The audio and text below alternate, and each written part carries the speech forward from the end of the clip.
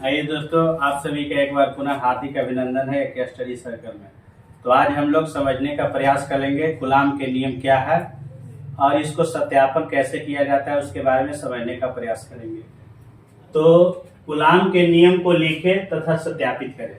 Coulomb के नियम का आविष्कार 1785 ईस्वी में फ्रांसीसी वैज्ञानिक सीए कूलाम ने बताया कि दो आवेशों के बीच लगने वाला जो आकर्षण या प्रतिकर्षण बल होता है उसके संबंध में एक नियम प्रतिपादन किए। वह नियम क्या कहता है इसके बारे में समझने का प्रयास करेंगे।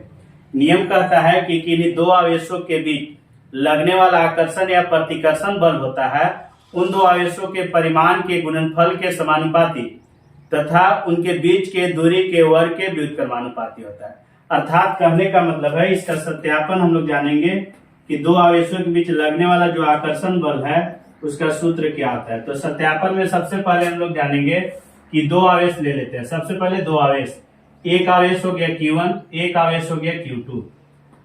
दोनों आवेशों के बीच की दूरी को हम ले लेते हैं R। दो आवेश है, दो आवेशों के बीच की दूरी को R ले लेते हैं। दो आवेशों के बीच लगने वाला जो आकर्षण बल है दोस्तों उसको हम F मान लेते हैं। तो सत्यापन में सबसे पहले क्या लिखेंगे कि दो बिंदु आवेश है। माना कि दो आवेश Q1 तथा Q2, दो आवेश Q1 तथा Q2 एक दूसरे से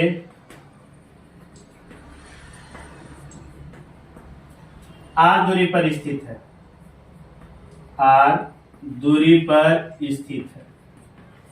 R दूरी पर स्थित है तो लगने वाला आकर्षण बल, लगने वाला आकर्षण बल, लगने वाला आकर्षण बल। एक बार हम लोग समझेंगे नियम क्या कहता है कि इन दो आवेशों के बीच लगने वाला आकर्षण या प्रतिकर्षण जो बल होता है उन दो आवेशों के परिमाण के गुणनफल के समानुपाती, अर्थात जो लगने वाला बल है वो समानुपाती होता है दो आवेशों के गुणनफल, अर्थात F समानुपाती Q1 गुने Q2। इसको समीकरण हम लोग मान लेंगे फर्स्ट।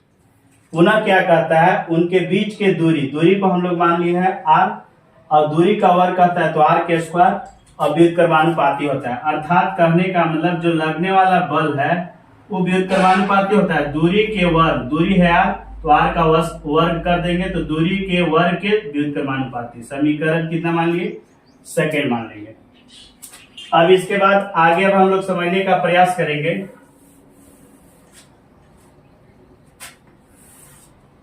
समीकरण 1 तथा समीकरण 2 को मिलाने पर, समीकरण 1 तथा समीकरण 2 को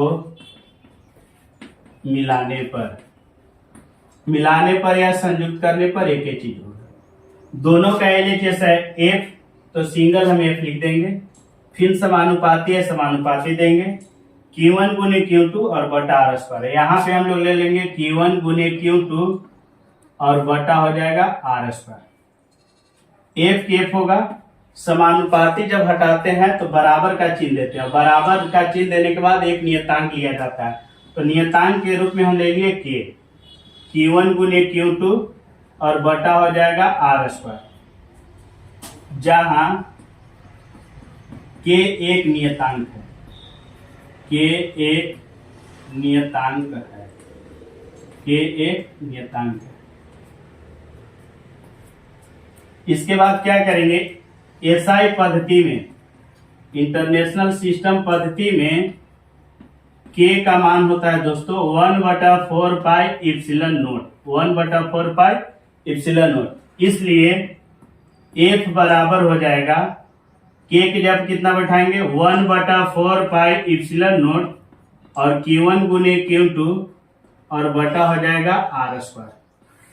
यानी हमें सूत्र प्राप्त हुआ कि जब दो आवेश रहेगा तो दो आवेशों के बीच लगने वाला जो आकर्षण या प्रतिकर्षण बल होगा उसका सूत्र होता है F बराबर 1/4 पाई इप्सिलन नोट Q1 गुने Q2 बटा R स्क्वायर।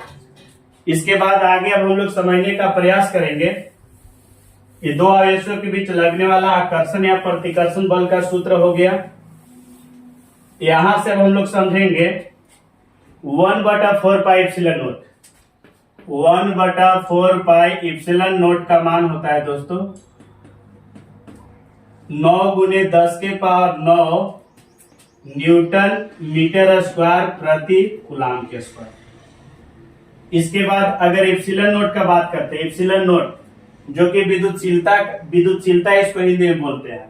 इप्सिलन नोट का मान होता है, इप्सिलन नोट का मान 8.85 × 10⁻⁻12 कूलाम के स्क्वायर प्रति न्यूटन मीटर स्क्वायर होता है।